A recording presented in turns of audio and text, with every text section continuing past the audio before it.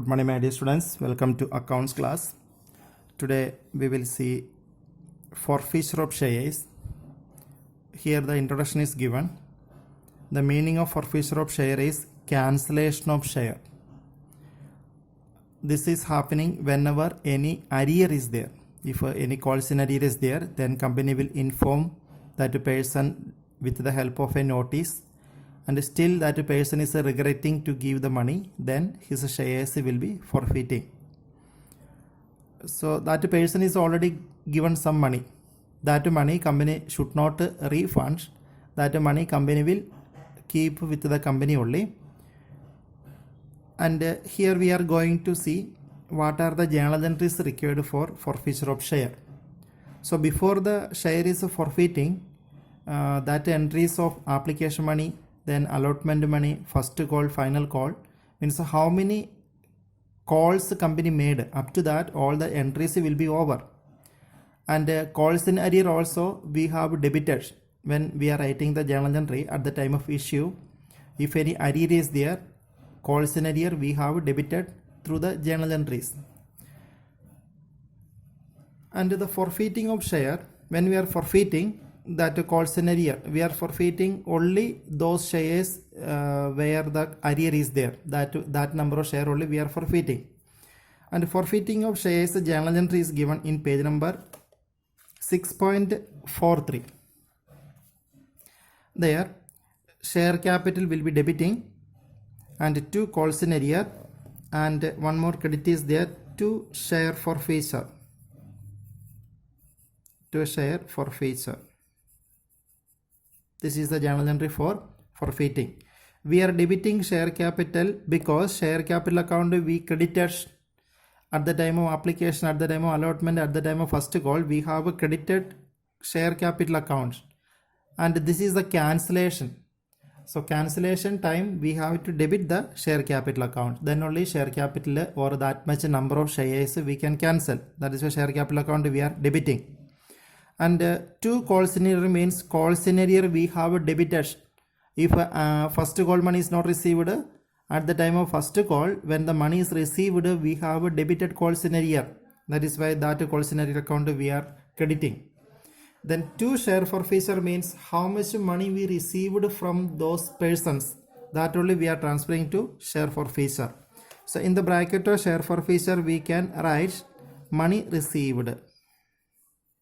Money received from that much share. Okay. Money received. Arrear will be money not received. Amount not received on allotment and calls. That will be calls in arrear. And debit will be share capital account. And here number of shares we are forfeiting. Sometimes the company may issue 20,000 shares or 50,000 shares. And if arrear is there for 1,000 share, then we are forfeiting only 1,000 share, not this 20,000. And here number of shares forfeiting will be 1,000. Okay, 1,000 into called up value per share. Called up value per share means suppose a company's application money is 3, allotment money is 3, first call is 1, final call is 4. If a company made the full money, company asked to give the 10 rupees, then number of share forfeited into 10 will come. Called up value is 10. If a company called up to first call only, means this is called, this also called, and first also called, this is not called. In that case 2 plus 3 1 means 6 only coming here. Called up value per share will be 6. Number of shares we have to forfeit that into called up value per share. I hope you understood the meaning of called up. If it is a fully called up, 10 will come. If up to first call only company made the call, then it will come 6. If application money and allotment money only company called, then called up value will be 5. Then here called up value per share we are taking 5. And arrear I told how much money we did not receive. Then share forfeiture means how much money we received. So this is the journal entry for forfeiting. Okay. Then after the shares forfeiting, we will reissue those shares. So reissue entry also we need to study.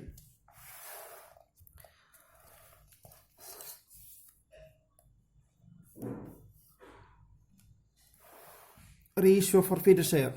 Okay, it is given in page number 6.45. 6.45 it is given, and this is the first journal entry, bank account up to share capital. And if the share is issued for 10 rupees and if we are receiving 10, then entry will be bank account up to share capital. Here there is no need of making separate entry for application, allotment, first call. Separate entry is not required. Only one entry is enough for the reissue of forfeited share. That is why bank account up to share capital is coming. Then if a shares are reissued, the forfeited shares are reissued at a premium. It means value one share is 10 and this we are issuing for 12 rupees or 11 rupees more than 10. In that case the entry will be bank account debits to share capital to securities premium reserve. Extra money we are receiving. So here 2 will come and here 10 will come, and in the bank 12 will come. Bank account debit 12, share capital to share capital 10, to securities premium 2, because we are getting 12 rupees in the place of 10. Then if a forfeited shares are reissued at a discount, then entry will be suppose 8 rupees only we are receiving. Value of 10 is value of one share is 10 and we are receiving only 8 only. So in the bank account debit we have to write 8.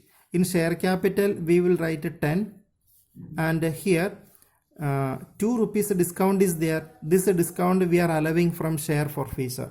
And what is the share forfeiture?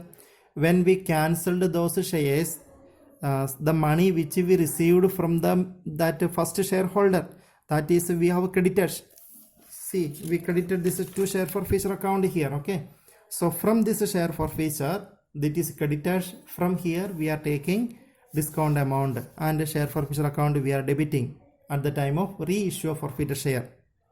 Okay, so bank will be how much money receiving? Forfeiture account we are debiting. If it is reissued at a discount, then only we will debit that share forfeiture, and to share capital will be credited. So 3 cases are there for reissue. This is a reissued at a par. It is a reissued at a premium. This is a reissued at a discount. Now we studied the journal entry for forfeiting. So this is the forfeiting entry. After that we studied the journal entry for reissue, and here 3 cases are there: issued at a par, issued at a premium, issued at a discount. Then after the shares are reissued, if any money is remaining in the share forfeiture account, it will be capital gain, and one more entry is required. That entry will be this one: share forfeiture account debited to capital reserve. The purpose of this journal entry is we forfeited the share. Suppose when we are forfeiting the share from the main shareholder, we have received 6 per share, and here when the shares are reissued, in the third case, if a discount we allowed 2, then after reducing 2 from 6 we are getting 4 rupees gain. This much gain is there for one share, and if 1000 shares are reissued, then 1000 into 4, 4000 we will transfer to capital reserve.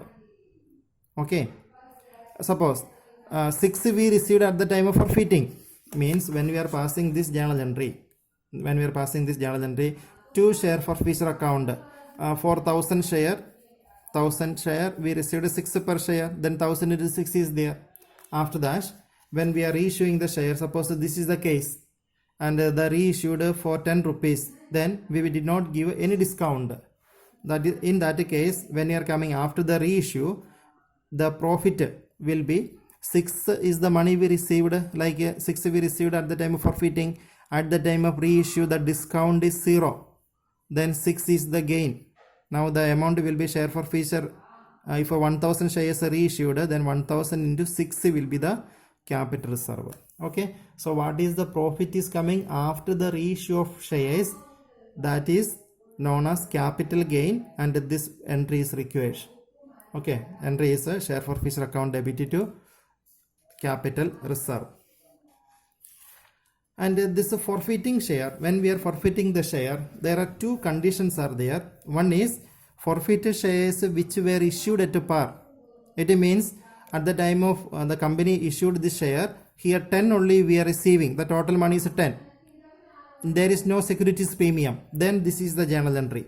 Okay, that is why written there, forfeiture of shares which were issued at a par. This is the forfeiting entry for the share which is issued at a par. And we have to study forfeiting entry. We have to study one more case, that will be forfeiture of shares which were issued at a premium. If shares are issued at a premium, it means suppose the face value of the share is 3, allotment money is 2 plus 2 premium. Okay, then first call is 1 and final call is 4, then totally we will get 10 plus 2, so 2 is the premium. Okay, in this case how we can forfeit, that we are studying under this one, forfeiture of shares which were issued at a premium. Under these two cases are there. One is if we received the allotment money, then premium also received. That is understood now. Application money received. If allotment money also received, then we definitely received the premium. That is the first case. When forfeiture take place after the premium is received. And the second case is when forfeiture take place before the premium is received. It means suppose that person give only application money, he did not give allotment money, then first call like that he did not give. Anyway, allotment money is not given, then it is coming under this category. Okay, so two cases are there when we are going to forfeit the shares issued at a premium. First one is if a premium is received, second one is if a premium is not received. Then if a premium is received, then this journal entry will be same as the entry we already studied. This is the journal entry. Share capital account debit to Colson area to share forfeiture. And if a premium is not received, then only one new thing is there, that is when the share capital account we are debiting, we have to debit a securities premium reserve also. This is the only one difference. If a premium is received, then entry will be share capital account debit, no need of securities premium, we have to debit a share capital account debit to Colson area to share forfeiture. When? If a premium is received. If a premium is not received, then securities premium account we will debit. Okay, so you can compare and you can study this journal entries. So today through this class I told 3 entries. One is forfeiting entry, second one is a reissue entry, third one is for transferring the capital profit to capital reserve. So 3 entries I taught. And when the shares were forfeiting, there are 2 cases are there. One is forfeiture of shares issued at a par. Second one is forfeiture of shares issued at a premium. In these 2 cases are there, if a premium is received, this entry will be same as the entry we already studied in the previous page. And if a premium is not received, in the forfeiting, along with the share capital account we are debiting, we have to debit the securities premium reserve also. Okay, so you study this much and you read this what is written here, what is the meaning of forfeiture of share and what is the journal entry. The entries are given here. After that we can see some practical questions. Okay, so when you are doing the practical questions, then we will get more idea. But we need to study firstly what are the journal entries is coming for forfeiture and reissue. Then after the reissue, this share forfeiture account up to capital reserve, this entry also you study. After studying this journal entry only, you can watch the next video. So in the next video we will see how we can do the practical questions. If a forfeiture is there, how we can do that, those questions that we are seeing through the next video. So before watching that, first of all you study all the journal entries, then only you please see the next one. Okay, thank you.